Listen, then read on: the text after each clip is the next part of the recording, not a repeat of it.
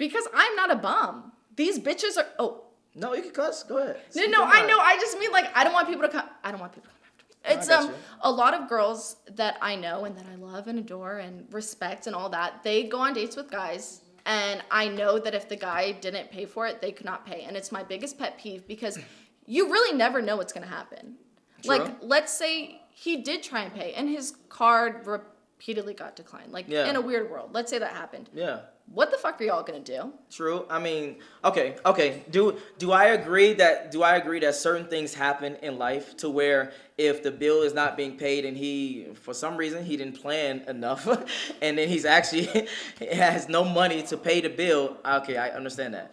But what I'm not understanding, so to speak, is when it comes to males and females in relationships, dynamic of relationships. Men are here for security and provisioning. You are not necessarily here in a relationship for security and provisioning. So I don't get the position that you have of saying that you're not a bum, so to speak. All right, so I lived with my ex-boyfriend. Hate to talk about him, whatever. Yeah. We split everything. We had a joint bank account, so both of our checks, we didn't split them at all. Okay. They all went into our account. Everything we bought, like our perfumes and colognes, our clothes, our food, our bills, everything came out of this joint bank account. Yeah. And that's how I think if you are in a serious relationship, not that you should have a joint bank account, but it should be split.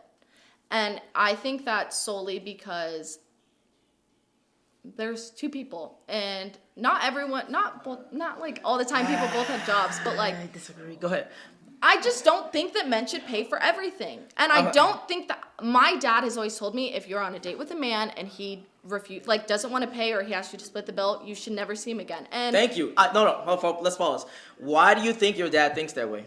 Oh my God, because my dad spoils me. Like, I'm not even the baby of the family. He's obsessed with me. I love my dad. But it's like... It's deeper than that. It's not the fact that your dad spoils you. I'm going to be honest. Oh my gosh, it's because my dad respects me. My dad... Thank you. The entire time growing up, my father has always told me when he was raised in a church that women are seen higher than men because they can provide babies. I know that's crazy and it's very religious, but like, let's say... Speak your mind. Go ahead. Despite the fact that, like, providing babies... He believes that just women are higher than men. And so he's always taught me that. I don't believe that. I believe that people are equal. I don't believe that either, though. But go ahead. I'm glad you don't, because truly, I think that's insane. My dad is insane. Yeah. But love him. Yeah. But like that's just how I like think, I guess. It's like men should do this, it doesn't mean they have to. See, this is where I disagree with you.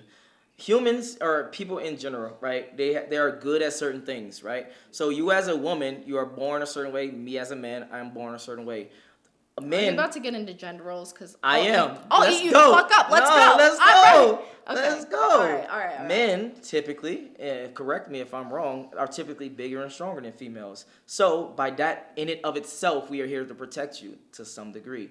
When it comes to relationships, right, this is why the male has the role of the protector, the provider, the leader, the blah, blah, blah, blah, blah, blah. Women are much better at social skills. They're much better at processing emotions when it comes to understanding emotions. I want to be very specific. So for that case, you're much better at societal things or as being in a societal group, environment, and nurturing, etc.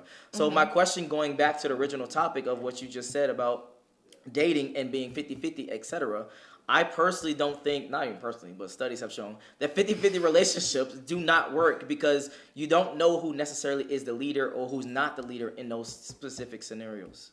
I agree with you in the fact that I think every relationship needs a leader, and the only reason I agree with you is because... The only reason... I've been in multiple relationships, okay. And I would love, as a feminist, as a lesbian... I'm not a lesbian, I don't know why I was going to say that. Oh, she said as a lesbian.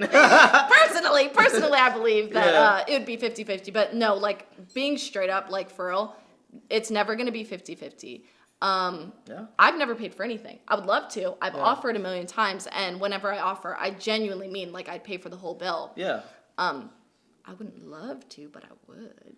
So okay, we can stay there for just a second. So you wouldn't love to, but you still would, offer. I was gonna say I still offer, and if he said yes, I still 100% would, and I wouldn't stutter, I wouldn't flinch, I would still do it. I got you. But Who the fuck wants to pay for anything? Are you Facts. joking? And I would add, so instead of but and that, I would add that I would think that most girls, maybe you might be different, but most girls wouldn't respect that man after that. Whoa. Really? Yes.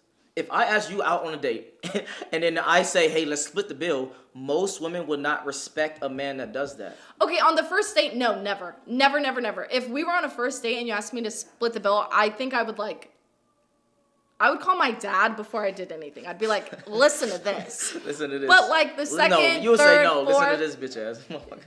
I would. I really Go would. ahead. And my dad would be like, fuck that guy. No, Yeah. but anyways, no, like that's how first date guys should pay. After that, if you like want to continue with the relationship, because in my personal opinion, first date tells you everything you need to know. Okay.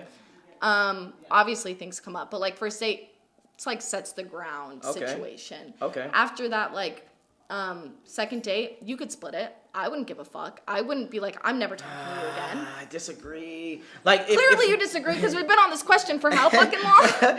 So, but I see what you mean about the first date. I don't see what you mean about second date because typically the second date the guy's still asking you out. I would Second only date, agree. most people are obsessed with me. It's like they insist. They're like, you're coming out? Yes, babe. Stop the cap. Stop the cap. All right, continuing on. Is this about the 6? Don't do that. All right, anyway, so when it comes to second date, the guy is typically going to ask you out again. So I personally think if you ask the person out, you should pay. Right? That's the bottom line. If we was in a serious relationship and we both agreed that we about to get something to eat at a certain spot, then that's when I can see splitting the bill makes a little bit more sense. But if we are going out on dates, the first, second, third, and I'm asking you out and I say, hey, let's split the bill, I don't think women will respect that, and I think you will be shut of luck when it comes to dating. Thoughts? My thoughts are I fucking hate you because I was so ready to argue with you. But every time you talk, I'm like, damn, he has a point. Hey. Like a second date, you're right. He's going to ask you on the second date. I'm not Yes. going to say shit. Yes. Second date, you're right. Yes. What you mean? But if he did, no, my thing is, this is what I'm going to say. And shit. that's the last thing I'm going to say about this question. Talk to me. If a guy says, can we split the bill? No.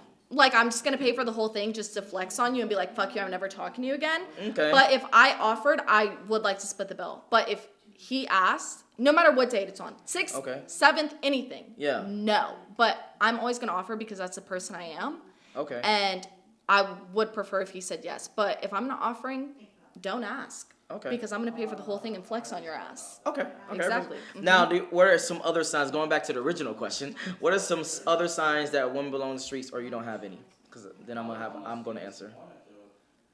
What is your answer? I guarantee you're going to answer and I'm going to have something to say. So give your Oh, answer. she getting sassy. All right, she getting sassy with it. All right. Hold on. Background. Shh. All right. So some signs that a woman belongs to the streets. I would say a lot of male friends. I would say always going out. I would say broken phone. I would say always going on girls trips. Phone? What the fuck? Yeah, because think about it. I want you to really think about it. A broken phone. Your phone is the number one asset that you have in your life. So if you got a broken phone and you can't even take care of the number one thing that's the number one important thing in your life, what do you look like taking care of a man?